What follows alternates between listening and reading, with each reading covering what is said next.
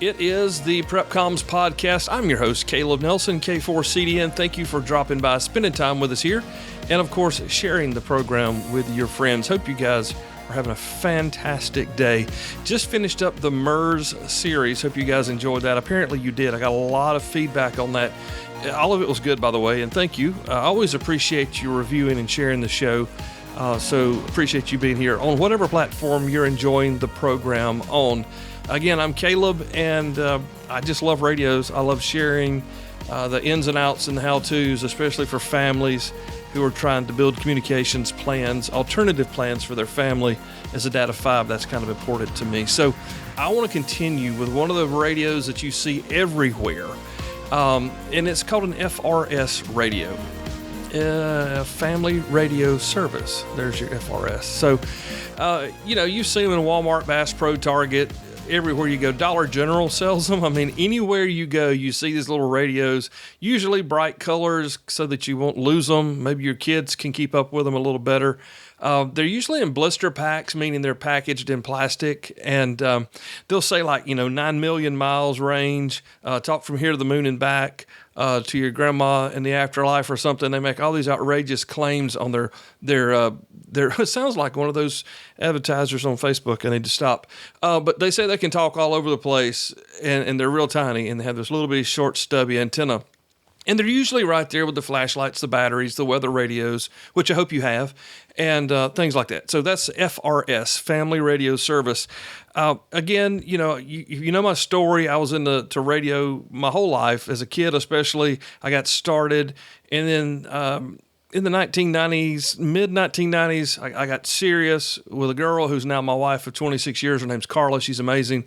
And one of the things I remember buying with her at Sam's Club was a set of FRS radios. Now, these things were $99, okay?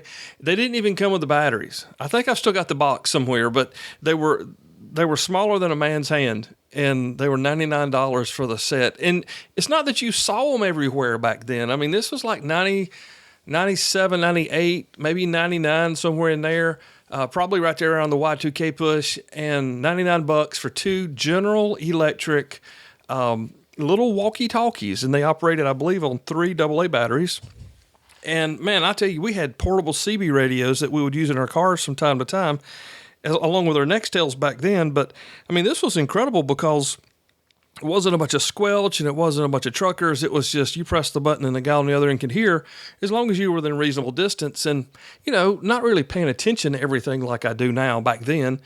I thought it was a really great deal for $99 to get that kind of radio. So I bought a set, of course. My father-in-law bought a set, and we would use them in place of our portable handheld CB radio walkie-talkies when we traveled and whatnot. And I loved them because, not a lot of squelch, not a lot of noise, just a lot of fun. And I didn't know this part, that in 1996, which is like right around the time that I bought these radios, and that's why you didn't see them everywhere, because it was brand new. In 96, the FCC carved out 14 frequencies on the UHF spectrum and gave it to us serfs. They took it away from the business band and gave it to the U.S. citizenry. But it's got rules. It's government's got rules. Low power, very low power, fixed antennas, meaning that you can't unscrew the antenna and put a better antenna on there. Also, there's no license required. So just like MERS, it's got rules. Some of them are easier to follow, some of them are not. But the no license required, everybody loved that.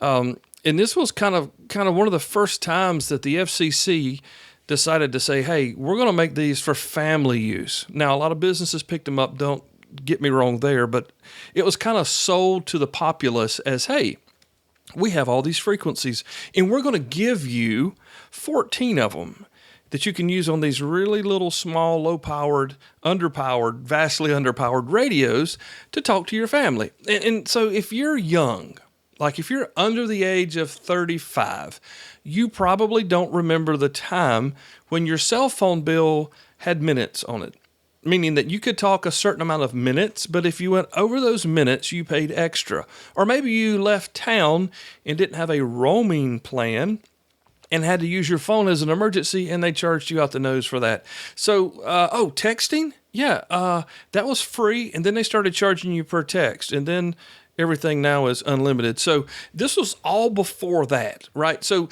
to hand a young family and their in-laws a set of walkie-talkies that they could use going up the road without big antennas on their cars and huge radios, the size of a Stanley water bottle cup, whatever you call those things, and having to listen to the truckers all the way, people got excited. And people were willing to pay, just like I was, $99 for a set of these things that would talk across the yard. But they were great. They were FM. It was a lot of fun. So in the 90s, the cell phones were so expensive, and, times are changing.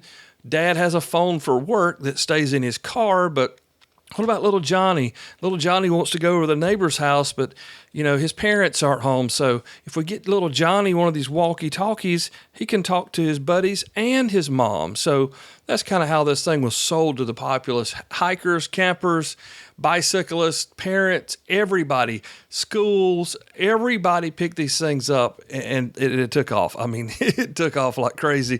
And by the early 2000s, they were everywhere. Like everybody had them. You probably had a couple of sets. And still today, they're literally one of the most common radios that you can buy. And families have them already. You already own these things. And they're probably sitting in a drawer somewhere with batteries that are dead. That's generally how it goes. Matter of fact, I got to throw this in there. I have a set that you can actually wear as a wristwatch. And back in the day, when I was riding motorcycles before I had children, we would use those. And of course, I had it all wired up. But yeah, earpiece and the push to talk and all this through a watch.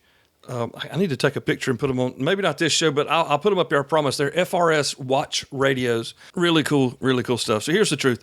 FRS radio was built to give families a free, simple way to talk. It was there for them to have something to use instead of the old CBs as we were moving into the 21st century.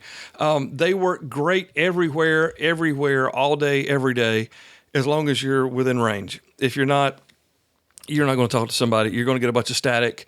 It will not talk 35 miles unless you're on one plateau in, say, Arizona, and your buddy's on another plateau, and you can kind of see each other, and the curvature of the flat earth doesn't get in the way for you to be able to talk. That's about the only way it's going to go there. They're UHF, so they're going to work okay in the woods. They're going to work better in town, of course. They're going to work great inside a Walmart, inside an Academy Sports, at the mall. At a school, a lot of daycares and whatnot use these things for years. So they're family radios, but it doesn't mean that they don't get used out here in the general populace with business and whatever.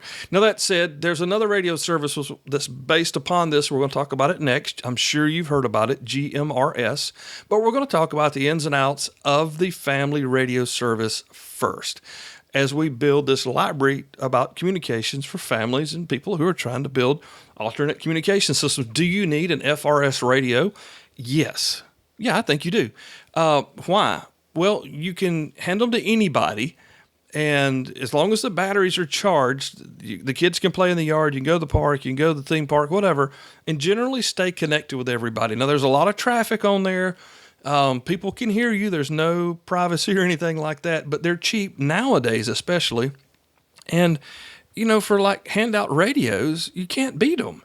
And what's wrong with having that? I can go on about everybody having a radio, and I won't, but here's the thing. They're legal to use. They're very low power. The antennas can't be replaced. There's no like antenna restrictions on height because you can't disconnect the antenna that's built there from the factory. It's legal. It's simple.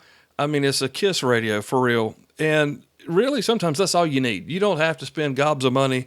I will tell you that I've got some friends who use these, and we'll talk about it next show, but they have been really performing well for them and what they're doing with them. So here's the thing. If you don't have anything, this beats nothing. Is it as good as MERS? I don't personally think so. Is it easier to buy and equip your family with? Yes, absolutely, because you can go to Walmart, click on the link here in Amazon, and have them in your house, in a couple of hours, depending on where you live. So they're a lot cheaper than MERS, and there's so many out there. but they're hard to beat, and they work really well for what they do. I loved ours back in the 1990s. Still have them. Still have the box somewhere, and hopefully we'll find that to get a picture up here on the program.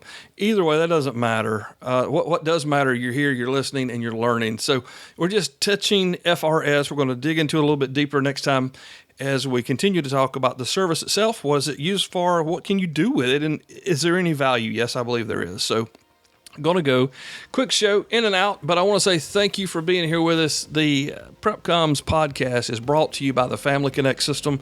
It is a webinar that's upcoming as we are finalizing the post-production here, and you can find out information in our show notes. That's me. It's our show sponsor, and it's a free webinar for you to learn about how to create I don't want to say bulletproof, that doesn't sound good, but how to create a solid emergency communications plan for your family.